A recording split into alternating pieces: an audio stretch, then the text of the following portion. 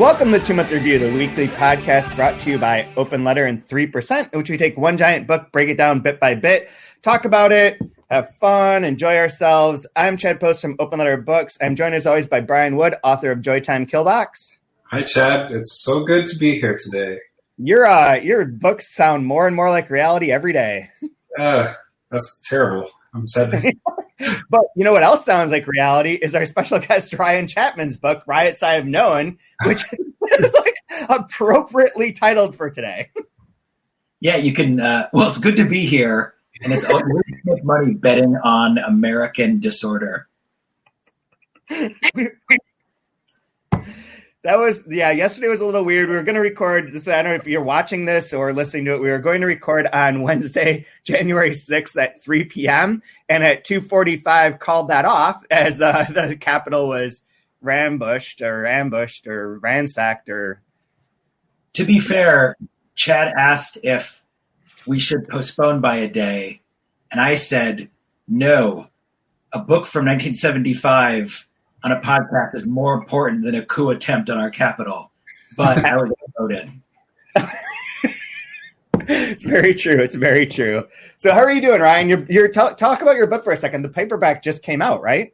Yes, I am much like Tom Eigen in the book, where I am a name writer, and my paperback came out, and I like booze. Unlike Tom Eigen, I don't know. I have a happy marriage. My novel Riots I Have Known was published in paperback a few months ago. It is like a short book. I should know how to talk about it. It's been a while. It is a comic dark novel about a conceited incarcerated gentleman who is trying to explain how the prison riot raging around him is in fact not his fault, despite all evidence to the contrary. And it's if you like Thomas Bernhard or the Eric Andre show, I think you'll like my book. That is a solid elevator pitch. That's how you do it, everyone. Would you call it epistolatory novel, you think? Yeah, it takes the form of a editor's letter. So the book is short because of that. And yeah, it's basically like if you got the world's worst editor's letter or blog post. And it's I don't know. It took a long time to write, and it sucks that like after it came out, people are like, "Oh, your book is about riots and people not taking responsibility for causing mayhem." I was like, yeah, I kind of hope that would stay firmly in the field of the speculative, but people are people. What are you going to do? Yeah.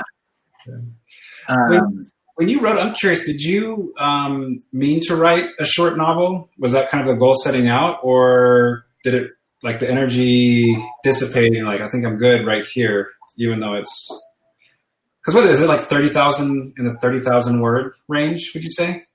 Yeah, exactly. It's about 36,000 words. And yeah, it was much more the former that I knew I wanted to write a really despicable, charming narrator.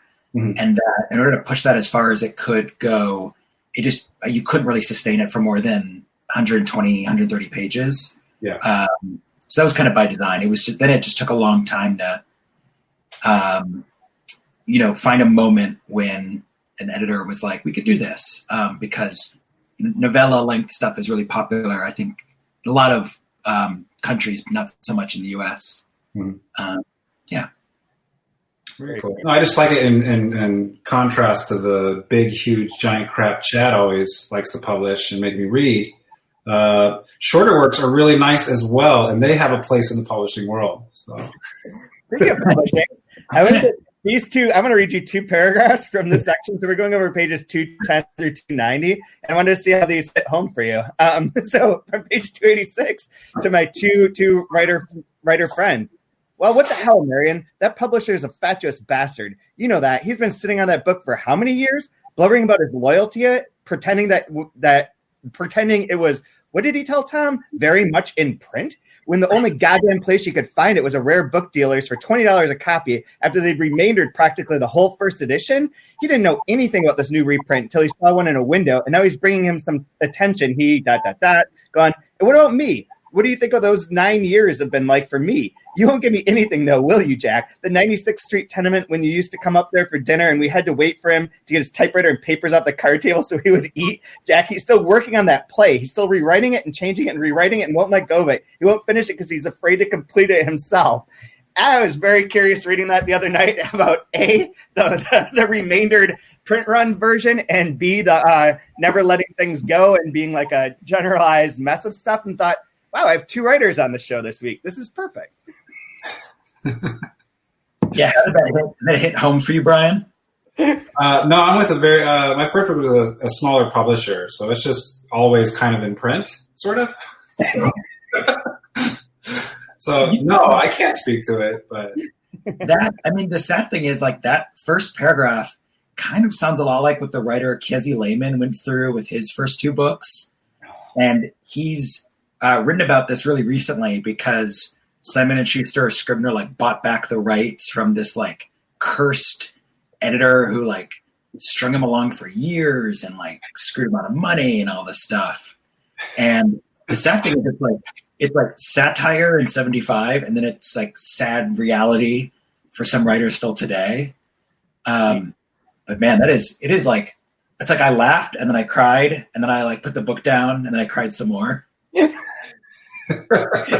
We should note that anyone who doesn't know that's listening to this, that Ryan has extensive experience in the publishing industry, working for FSG. And in fact, you were responsible for the FSG. I don't know if they still do it. The newsletter, what was it called? The Works in Progress. Yeah, Works in Progress, which was really like the best, like, publisher newsletter I've ever seen, and, like, the most professional by far. So, like, the ins and outs of a bit of the corporate publishing scene and relationship to, like, books, money, commerce, print, being in print, out of print, all that kind of stuff. So it's really a little bit. Happily, like, I don't do that anymore. I think it's really hard to be in that world.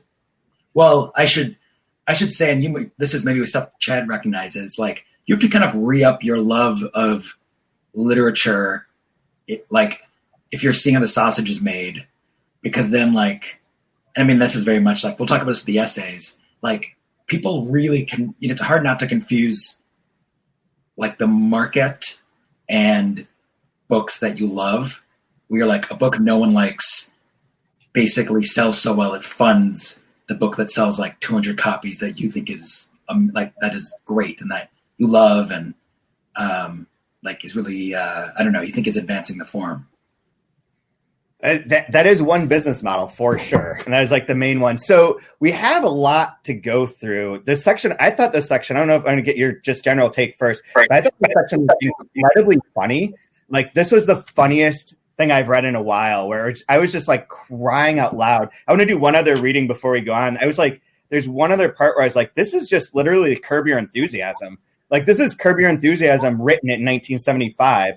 It's the section when Jack is on the train. Like, Gibbs keeps sneaking on the train by pretending he speaks German, and it's like, I don't have a ticket. He's like, I'm German, and then he's sitting with Amy trying to hit on her, right? Because, like, she's the goddess of all of these sections, and so they're sitting there alone in this whole train car, and then this guy comes in, and this guy comes by.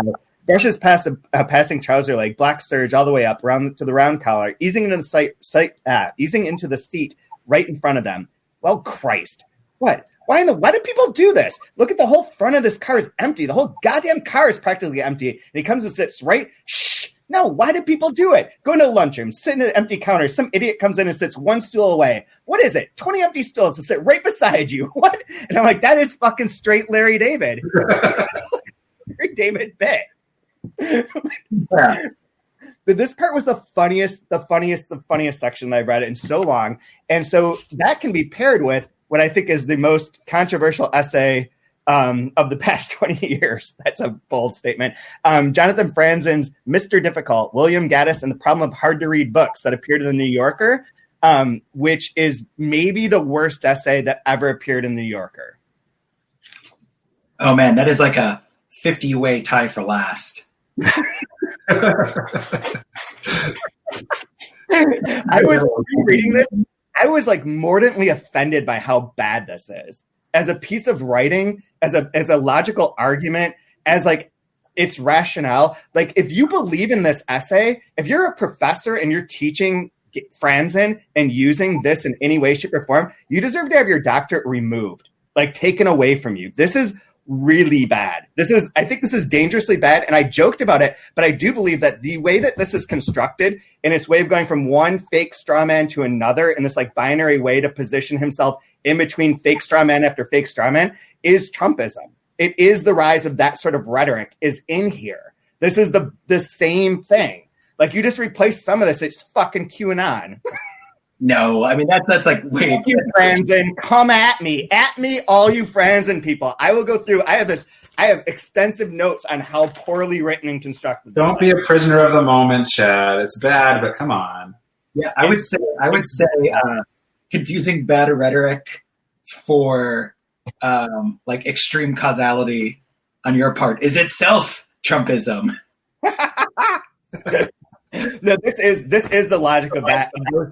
This is like arguing with a flat earther. This is exactly like talking to a flat earther. You should. I know you also shared with us the Ben Marcus response in Harper's after this was published, and it's funny because I think I identify between the triangulation of Marcus's and Franzen's essays, and it's fascinating to see how Gaddis and Franzen have a lot more in common as writers than Marcus and Gaddis do, even though Marcus is trying to make the argument that, you know, if you just care about language and you're not beholden to the economics of publishing and care what sells a million copies, you should love Gaddis. But Franzen actually points out, like, no, Gaddis wanted to be the greatest of all time and thought he was going to sell 1 million copies. And his high watermark for success was not getting good reviews. It was selling 1 million copies and winning all the prizes, which is like what, you know, Franzen admits is like part of his ambition too. Franzen's ambition is this thing was written before he got all the money on him to cover up his small dick energy with cash and Oprah, because this is some serious small dick energy. And like we said in text, like this is him pissed off that David Foster Wallace is popular and he's not. And there's got a lot of that grind in there. And it also is, I mean, it's just disingenuous. This whole essay is disingenuous from start to finish. It's really upsetting to me. But I should also point out to people who don't know, Ryan and Franzen is a running gag on the 3% podcast because Ryan does like Franzen's fiction. And I'm putting that completely aside. Franzen's fiction can be whatever it is. I think just on the basis of this, going back to it 20 years later, I was like, this is way worse than I thought it was at the time. At the time, I was like, this guy's a dummy. Now I'm like, this is kind of dangerous. Yeah, you know, the Ben Marcus essay, I think, is very astute, and he points out that Franzen makes the problem again and again that he confuses his reading experience or his approach to the text as absolutist. Yep. And then, you know, he points out that he actually makes a joke that there's no way you could read JR as if it were a page turner, and that it is hard work. And I had the opposite experience where it was one of the few recent reading experiences where I had a hard time stopping. I would say, I'm only going to read another page, and then I'm going to go up and like get some coffee. And then I would keep doing, and then like 10 pages would go by, 15 pages would go by. And in a weird way, it was like more of a page turner than mainstream mystery or, take your pick. And so, I mean, I agree. Like it's like such a fascinating. I read this, I think when it came out, the How to Be Alone essay collection, and I enjoyed a lot of it. And it actually drove me to try and read the recognitions for the first time. I stopped at 250, and I did the thing, and it's like I have all this marginalia, and I think because I wanted to read the book Franzen style, where he's like, make a chart of all the names, know the family trees inside and out. And then I didn't enjoy it at all. And I still don't think I'll go back to the recognitions because JR feels like it's a book by a wholly different writer. Yeah. And JR, I think maybe from Edwin's comment or yours, Chad, just the idea of like, just the first time, don't worry, just go through, just read it for speed. And like, that's the way to do it. And that's like, then you're like in the car and you're just zooming along. You're just enjoying the landscape. Yeah, absolutely. That's kind of what you described as what my feeling was reading this, because I read this section that we were going to talk about. Then I went back to the essay because it'd been, forever. I just knew like, but the section we read, I couldn't stop. It was like funny scene after funny scene after funny scene. And I'd be like, oh, I need to like go get my speaker so I can listen to music. And I just sit there and just like keep reading. One more scene, and then I'll do something.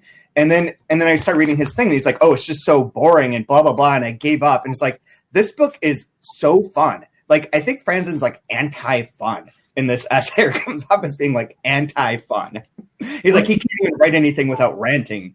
Like, oh, I'd say that he orients readerly pleasure firmly in story and character. And I have a huge problem with that. Yeah, I mean, I honestly think that like, there are many ways to get into like what a book can do or what fiction can do, as there are the elements of the craft. And I think Chad, you and I both, and Brian really like essentially like a strong like narrative voice, and that like jumping into a consciousness is actually more important than maybe, balancing 10 characters across 3 generations. And I felt with this book, like this book, the first 100 pages had like rewired my brain for the day after I read those pages, as much as like Knausgaard's My Struggle, where like it was enough of a different approach from everything else I'd been reading for a while that it like, I had weird dreams. I know that it's really good podcasting to talk about dreams a lot. Love it. But I don't know, did that feel the same way for you guys? Did you feel like it had started like rewiring your thoughts or your brain afterward?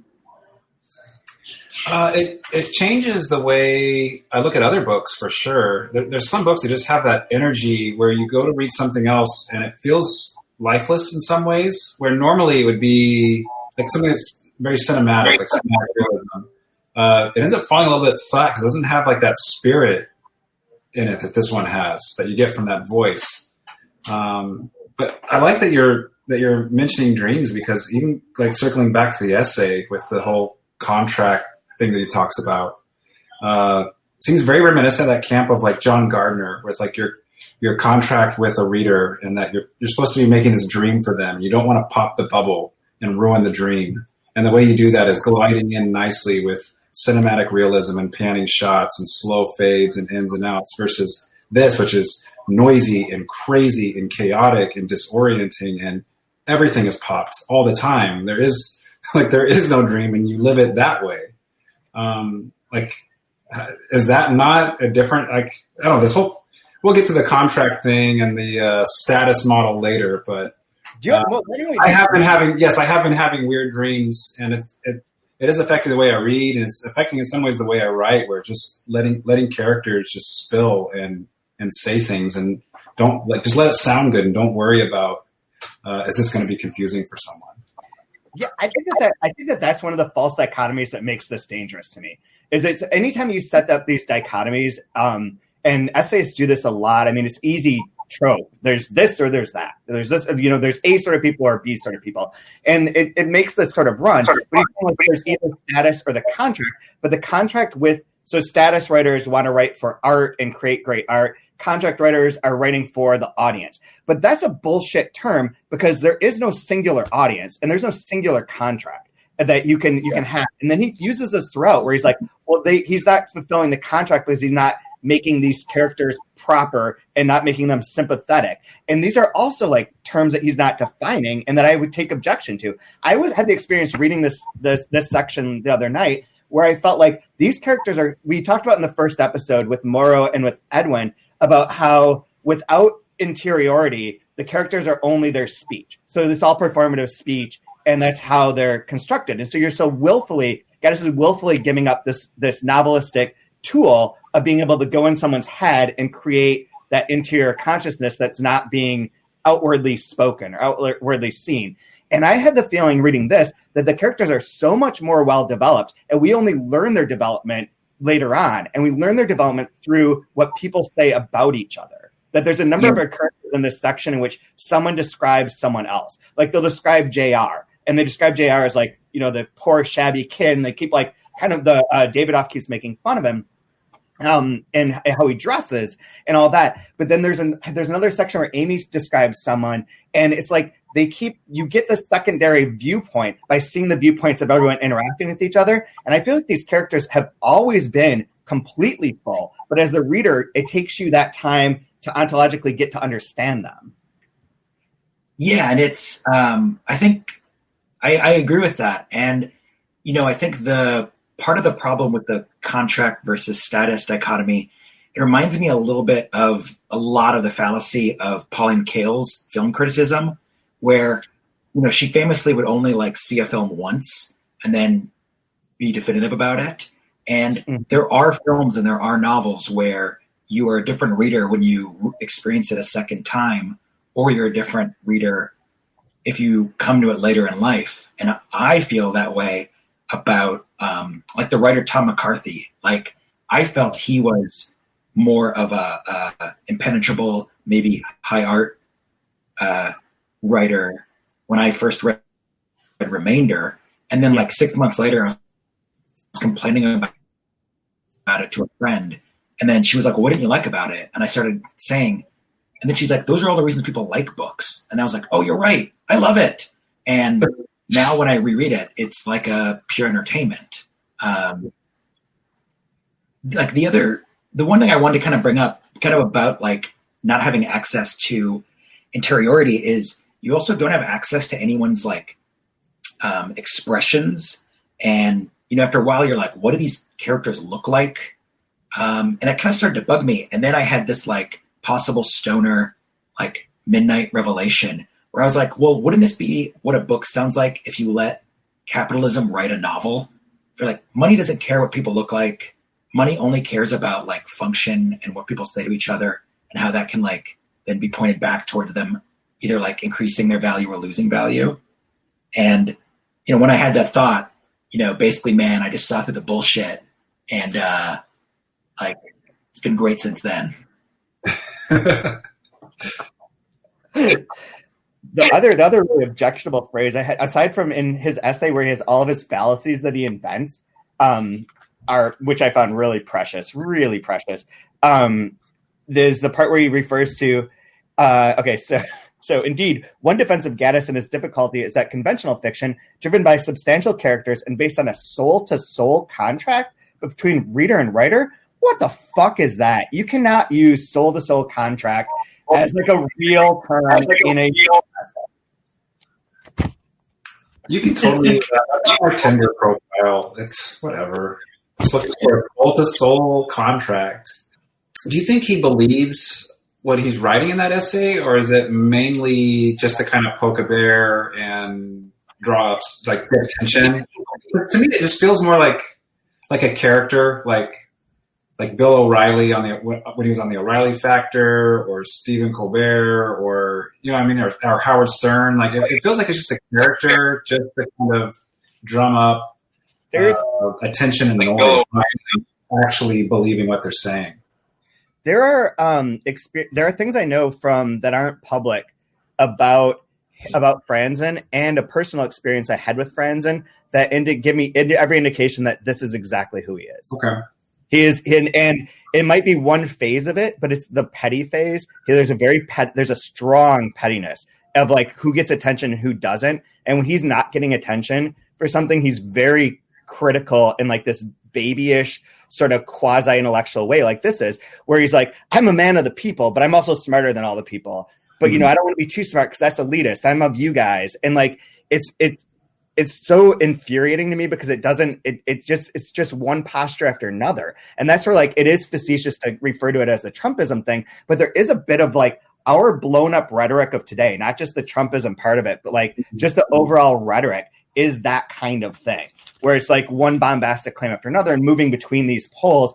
And it's something I just don't care for. I just don't feel like this is, it's just something I think that he was serious about it. I think he did write this in all seriousness and not as a joke, especially because that FC2 bit that he wrote about for Harper's, was it Harper's? Or no, it was the New Yorker as well, where he makes fun of FC2 is like, just reinforces this. And even if he thought that was funny, it's like so far removed from funny that like, I think that it wasn't a tongue in cheek thing. Because you see it a little bit too in that, I don't know when it was, but the Charlie Rose interview where it was Franzen, David Foster Wallace, and Mark Lehner talking about postmodern literature, I think in the 90s. And the three of them were talking, and there was a little bit, it was somewhat not combative, but kind of trying to, I don't know, just like boys trying to like play King of the Hill or something in that interview. It was really, it had a weird vibe as well. I mean, super intellectual with all this speak, obviously, and like very elitist in the way they're talking about literature and whatnot. But it felt, I don't know, it felt very similar in tone to the way Mr. Difficult essay was as well. While you were gone, I'm just wondering if Franzen's playing a character or if he's actually earnest. And no, I think he's incredibly earnest, and like I agree with a lot of you guys are saying, but I can always feel the like good Midwestern boy behind Franzen's nonfiction, and as a like good a lapsed Midwestern boy. I can see how when he writes stuff about like soul to soul engagement, like there's like no irony there. And one part of the essay that I think was very apt, which I agree with, and I want to get your guys' opinion on, is he talks about, so I'm just going to read. This is from kind of the last few pages of the Franzen essay. He says, JR suffers from the madness it attempts to resist. The first 10 pages and the last 10 pages, and every 10 pages in between, bring the, quote, news that American life is shallow, fraudulent, venal, and hostile to artists. But there's never been and will never be one single reader who is unpersuaded of this, quote, news on page 10, but persuaded on page 726. And I was like, I agree with that. That doesn't bother me. It reminds me of like actors who get an Oscar for just doing one mood well over the course of the whole film. And like the lack of range in Gaddis kind of was like, I couldn't do that with Recognitions, but for some reason I can wholeheartedly sign on in JR. Brian, you want to? I object to that part. Okay. And for one specific reason is that I think that's where Franzen and I as a Midwestern I get that. But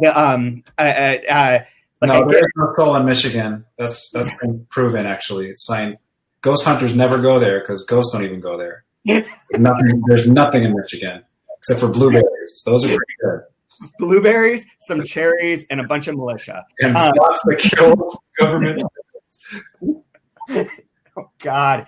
But the thing about that is that's where Franzen sees as books as having a meaning, having a giant like moral compass meaning or thing that they're going to reveal, and I don't believe in that. So like because we fundamentally don't agree on that, the idea of it like you learning something, like you're convincing someone of some argument along the way of a book is foreign to me. So like to me, it is the symphonic nature of this and the construction of it as a pattern and as these ways of like capturing American speech and American like. It's not even American thought. It is American reaction. Although this section is the most Me Too section and cringy, sexist and racist section that we've read so far. And it captures that with an eye that's like, and because it's in the character's voice and not from the Gaddis omniscient narrator, it feels less like he would be quote unquote canceled for this. But these characters are like really bad, and it captures that in a way that's like absolutely, you know, a mirror to our society of that point in time. That's how people talked. We're like the one that stood out the most is where Gibbs is talking to Amy,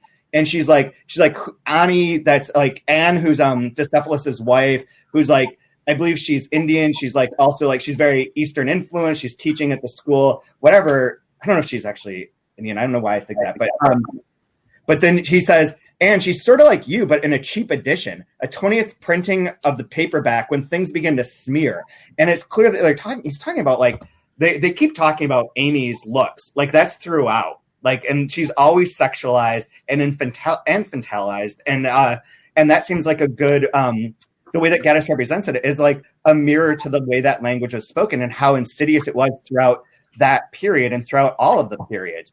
And I like that that's in there. And that lesson, I think, is more valuable than the big lesson of the book, which is what Franzen seems to focus on always.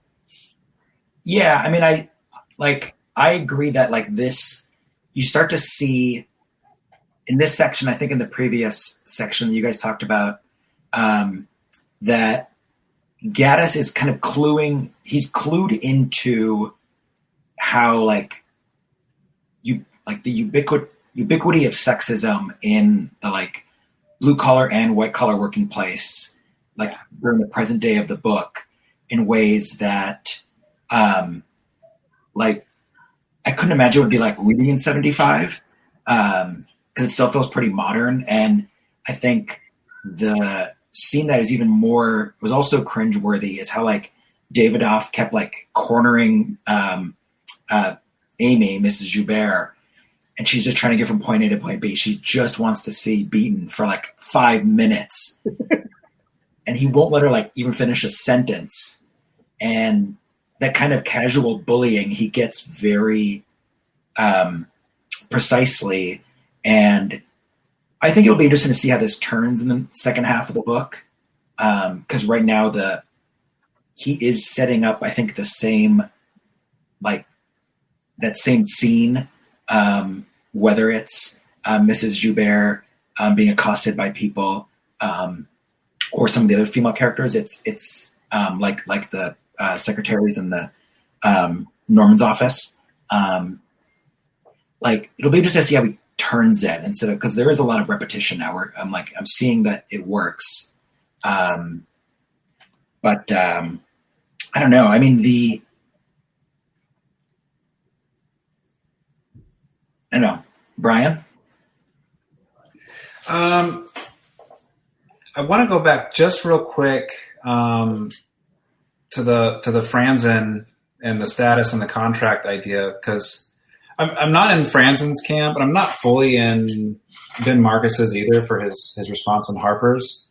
But it feels like with Franzen, he aligns with that famous quote from David Foster Wallace about books being the cure for existential loneliness. And so, like, I think part of that contract is like that soul to soul being close to the reader. And I don't know, are we supposed to gather then that a hard book someone can't connect with it in a way where it cures loneliness for somebody? Because this book for me, yeah, it's hard, but I don't feel isolated at all reading it. It feels very much alive, and it brings delight and it brings happiness to my life when I'm reading it. Like I don't feel alone reading this, but like that was probably one of my biggest problems with that essay was just that there's like, who's to say like a hard piece of literature isn't thrilling for somebody? Like maybe that's their thing. Like I don't understand why people do puzzles, like big, huge puzzles, and they'll spend from Christmas to New Year's Day working on a 1,000-piece puzzle. That is insane to me, but there's a real big puzzle industry because apparently there's weirdos that like to do that, like my mom or my wife. Right? I'm not one of those though. There's no connection or like anything good about that. It doesn't make any sense. And maybe putting these pieces together doesn't make sense for people, but some folks are into that. Yep. Like, yeah. His like barreling of that it's too broad. It's like artificial, and it's artificial to the point that it doesn't help. It doesn't mean anything. I think what's missing from his essay is he just needs to say, I'm only interested in books that sell well. Mm-hmm. It's buried in there that he's always presuming like a marketplace, and we know that, you know, in the back of his mind is the struggle to, you know, 2 books that didn't succeed, and then the breakthrough with the corrections, which was much more of a you know, palatable for the mainstream in its concept or in the way it's written. And then Goon Squad stealing all of his thunder. Sorry? And then Egan's Goon Squad came out and stole all of his thunder, winning all the big awards the same year as Freedom was. They both became millionaires and won awards. They're happy. But they both have books coming out this year, so they get to do it again.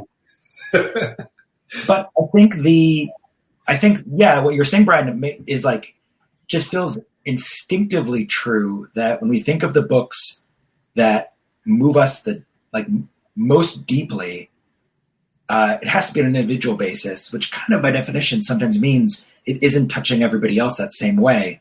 So it's not going to be the book that sold the most copies or is the classic that you're assigned in like 9th grade.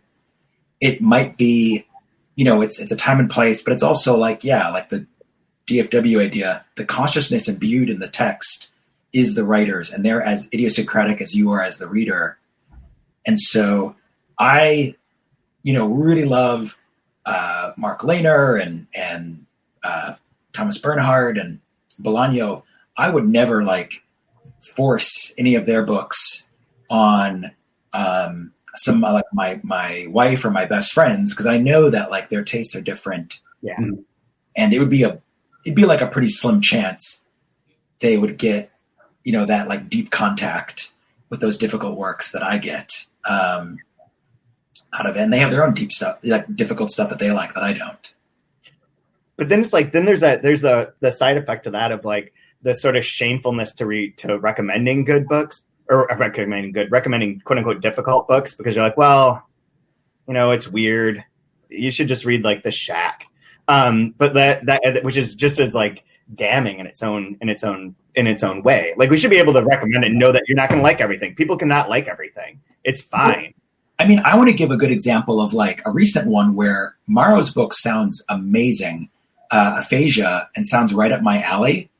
And I was like looking at my to read pile, and I'm like, I will read that book at the right time. It probably won't be within the first few months, which is not good news for the publisher, because it, you know, to survive as a writer, it helps to have stuff kind of have momentum. And it's like, I probably need to read that book when I'm like on vacation, and I'm not going to take a vacation until after the vaccine. So like, I know that it's going to probably be a quote unquote difficult book that'll be injected right into my like pleasure centers of my brain, but I can't read it, you know, in the dregs of winter. I can't read it right now. I have one last shot I want to take at Franzen, is the way that he talks about recognitions, where he's like, I was able to just sit for 10 days and read for 8 hours a day, recognitions, and it was wonderful. And then I started to read JR, and I could only do it for like a short period of time. And it was like, this is too hard. And I'm like, fuck you. Fuck you. I'm sorry that you didn't get to read a book 8 hours a day in your pleasure castle and then complain about people who are elitist? Question mark. Dick.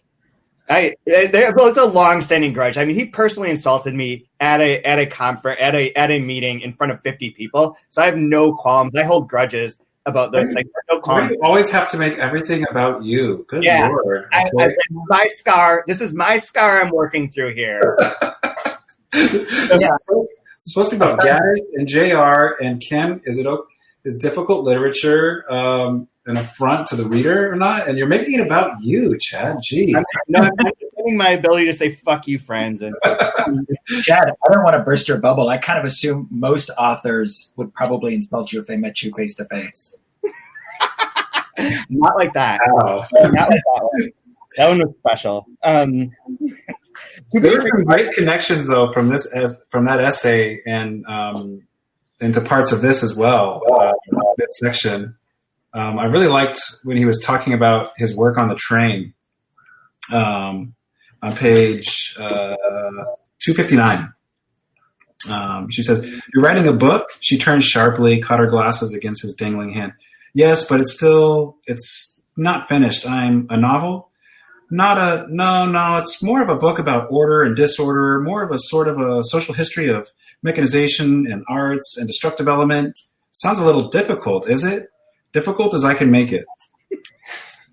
I underline the same. I had a thing like going before that part too. I was thinking about how this book is set up on these kind of like frequently sets up one side of things and then kind of the binary. When Lost was going on, I was talking to the people from Lost. They always used to talk about setting up like the counters. So there's always like art and science or faith and reason. Like you always set up those counters as like a way of being able to like sort of circulate and move things forward over a long period of time through different scenes and through different plot devices. Like it's a really good way of setting up like a long structure with a lot of characters, right? To sort of bounce things back and forth. And in this, that happens a lot in this section where it'll be like, here's a bunch of disorder, and then someone just makes order out of it really quickly. And then it goes back to being disordered and comes out.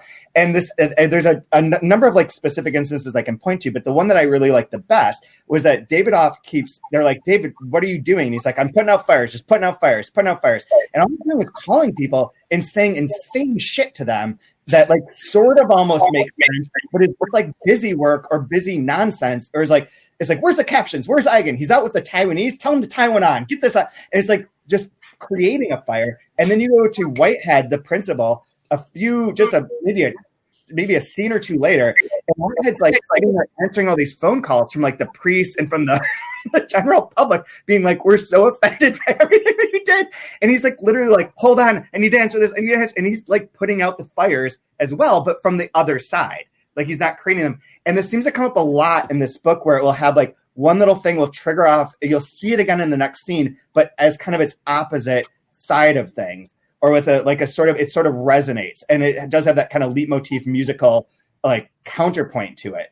And this was the first time that I saw that pattern really clearly in the book. And I really enjoy the way that that he plays with that. It creates a great, I think it makes the book even more interesting to see the structure. Yeah, I agree. I think while reading this, I kept wondering, how did it take him 15 years to write it? Because purely in composition, it wouldn't take that long. And we know it took him only like 7 years to write Recognitions. Yeah. So I wonder if a lot of the work was in that threading, so that, he knew, he was a smart enough writer to know it can't just feel like he joined the scenes together, willy-nilly. Right. And I noticed that, I think it's in this section, a little bit in the previous chunk, that he started to create transitions through the phone line. And where he was like, zooming through the line, and then whoever he was talking to, they hang up. And that, was reminiscent of like Richard Linklater's Slacker did that with just people crossing on the street. And he's even playing with how he's transitioning between the chapters, which is really fun to see. And I think that like there's like him playing around with those transitions creates a little bit of like a frisson, It's like another element of fun. So as you're reading it, you're like, well, how is he going to get out of this? And even when he'll just like jump to JR and Hyde for like a third of a page and then jump out, playing with like the length of the scenes as well. I really liked. I don't know, like it's really satisfying that like once you're this far into the book, it's like it's taught you enough how to read it and how to enjoy it, that like its pleasures are like wholly unique in that way. Completely agree. I was trying to find that section, but it's where JR's talking to the ants looking for Bast, and the transition where you have his side being like, is he there? Like, blah, blah, blah. And then their side being like, I'm not going to sing the Campbell Soup song for you. And like, then it's off into their world, which there's interesting things with the disorder and order in this too, where the answer conversation in this section is wildly distorted. Like they have no idea what's going on. They're like, are you burning beans? Maybe the beans are ready. Where's this? And it's like back and forth. And they're like, where's our stock? And she's like, it's in the kitchen. And then she's like, describes in one concise paragraph, like, well, this is what they're afraid of, is that we're going to sell this, or that they're not going to have enough shares, and we're going to be able to keep it in the family, and they're going to sell their shares to like anyone on the street if we can't control everything.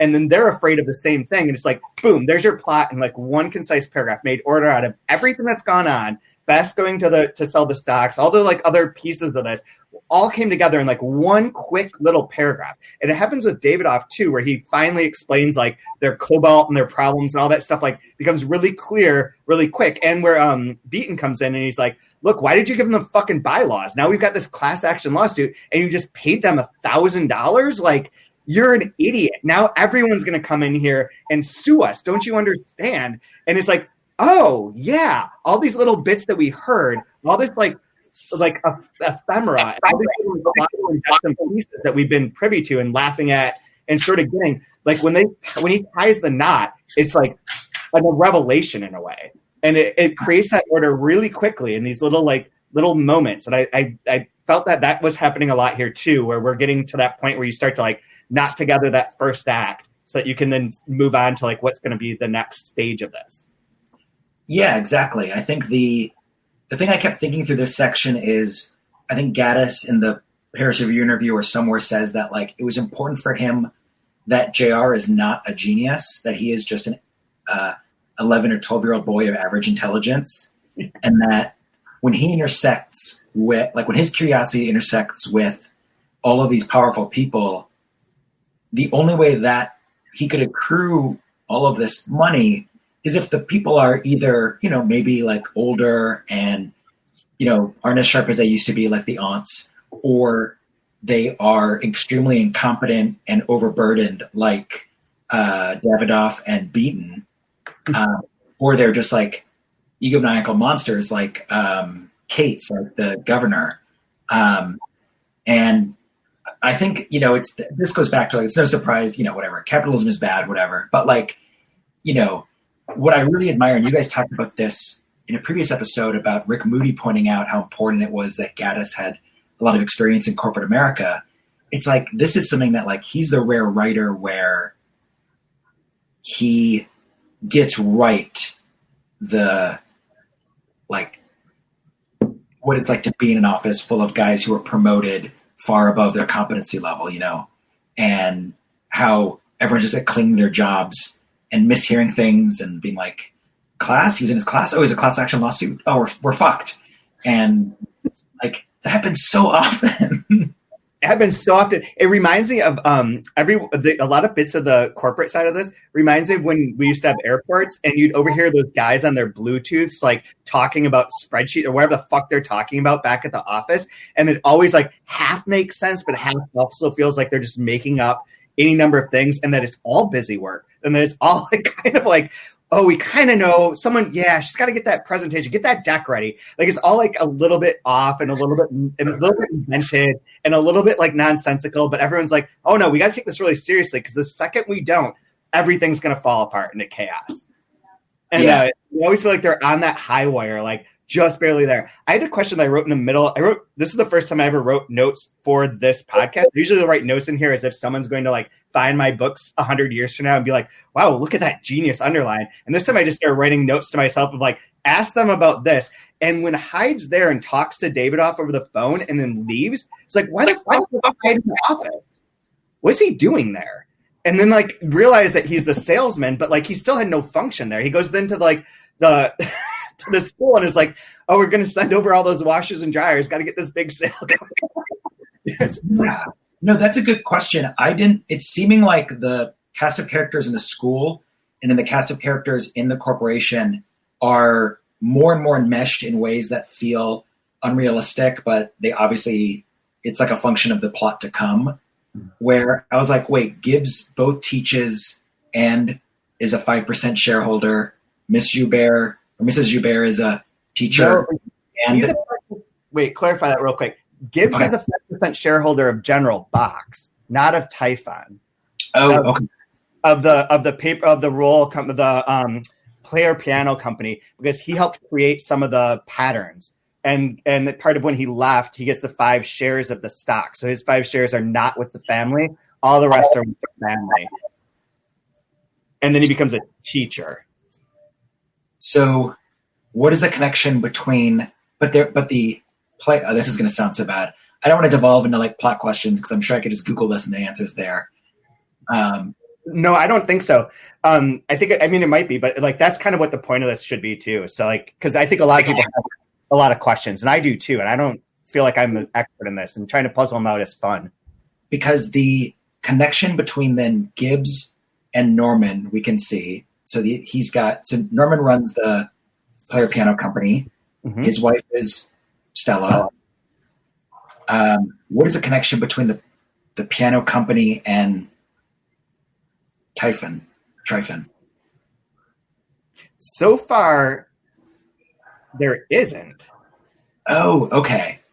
The closest is that Bast goes to Beaton to sell the shares. Or is it Beaton that he goes to? Whoever he goes to find out about selling the shares. Crowley. General Box even. They're just like... Crowley. Yeah. Yeah. They're not of the General Box ones are still hidden away, and there are all these ones that he's like, oh, these are pointless.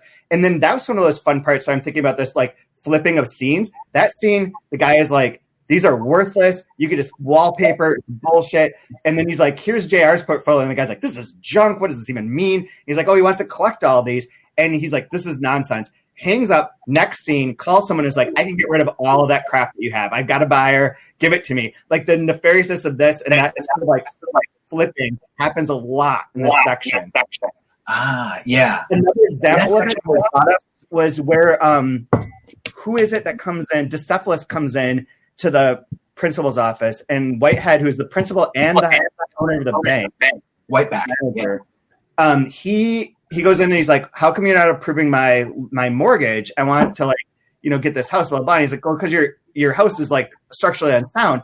And the superintendent who's there, who's being like, look, your only job is to make me look good. You fuckers, the education is a business. You each work to make the next person higher than you look good. And your job is to make me look good. He's like, yeah, of course. Waste school time on your personal stuff. Of course. Why not do that? And then you find out that the whole time he's talking to like the guy about paving his backyard and like getting all this stuff done. And he's exactly doing that. It's so funny. I mean, the part where he's the principal or Whiteback is like our job is just to like keep these kids from killing each other for 8 hours a day. Like teaching is secondary. It was so funny.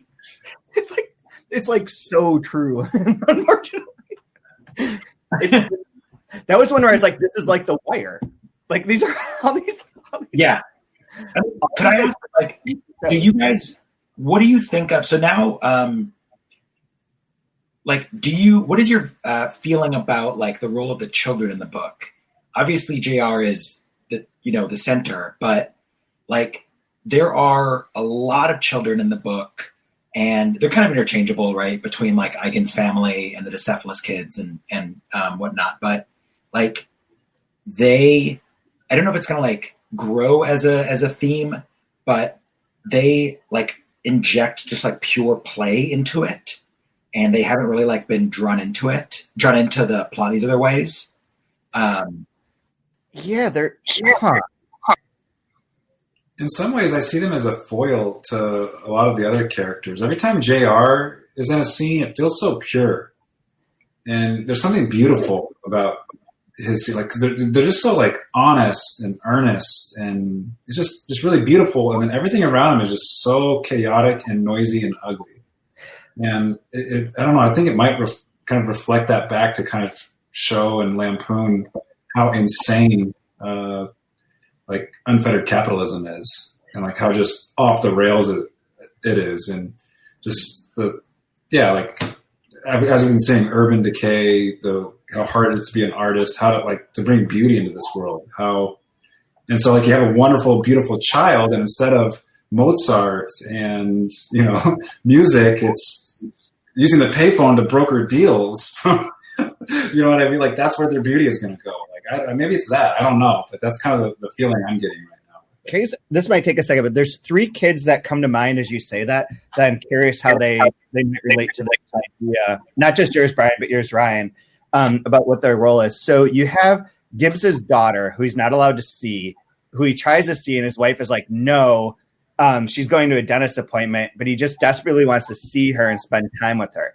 Then you have Amy's son, who, like, when he's back from school, believes that his father and mother are still married, essentially, because they're pretending to live in the same apartment. And he doesn't really want to do anything with his mom. He's like, well, I want to go to this hockey game with my dad. I don't want to go to the cloisters. I don't want to really go to another museum, and has like a weird relationship. And then you have the third kid of Eigen's kid, who's like desperately wants Eigen to play with him. And then he's like, well, I want to play with you because I always beat mommy because I always win. He's like, you can't win all the time, kid. Like, you're not allowed to win all the time. It's just not going to happen. Life's not like that. Life isn't where you can win all the time. And literally cheats to beat his kid. So like the relationship between the parents and the kids, those three instances are very different. But there's something, I think there is something that might like put that together as like a way of looking at the parents versus the children, and especially in the role of like familial stuff, because there is with Eigen too, his wife's like, I'm leaving him. I don't want to be embarrassed by like the person I'm with. Like, I think about that scene where Frances is wanting to quote, she memorized a poem, The Charge of the Light Brigade, I think it was. Yeah. And she's trying to quote it to the parent. And it's just like, as they're driving through and they're not paying any attention and don't care. And it's just like, let me do what I have to do. I don't care about your art or whatever this thing is that you're going to like, I love like how that encapsulates that what you're saying, this kind of strange parent-kid relationship that we have going on in the book. J.R. doesn't have parents, seemingly. I mean, that part about how they're kind of ignoring David brings up that great line that she says, that Marianne says, where she just like, they repeat it a couple times about like, I can't live with someone I don't respect. And that is like just like a knife in the stomach. Really? And it's like, I just hope every reader who's in a long-term relationship puts that down and then turns to their partner and is like, do you respect me? I don't ask questions I don't want to know the answer to. Exactly. If I'm afraid of what the answer is, I'm not asking that question. Yeah, that line gave me a brief pause. Oh, no. I'm not going there. Put that away. That's close to home for me. And Chad, you put the book down and then like put on Cats in the Cradle and then like play with your kids and we're like, remember this. Your father's a good man. Oh my God. Anything else you guys want to mention here before we move on? I'm going to look really quick at my notes because I wrote like a ton of them and I do not remember if there's anything that was important.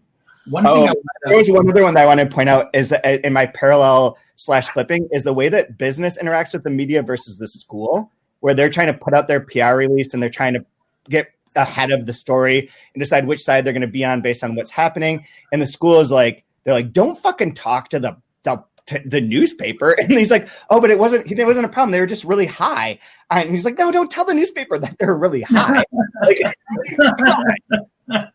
That's super fun. I love the fact that the school receives so much freight that they're receiving like ammunition and brake pads.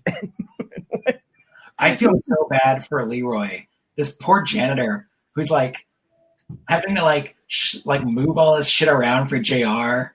Like no one knows what's happening. Like I want to ask you guys who you like enjoy the most, and like I firmly hate Davidoff. Yeah, and I like Eigen more and more. He was kind of a new character in this section. Agreed.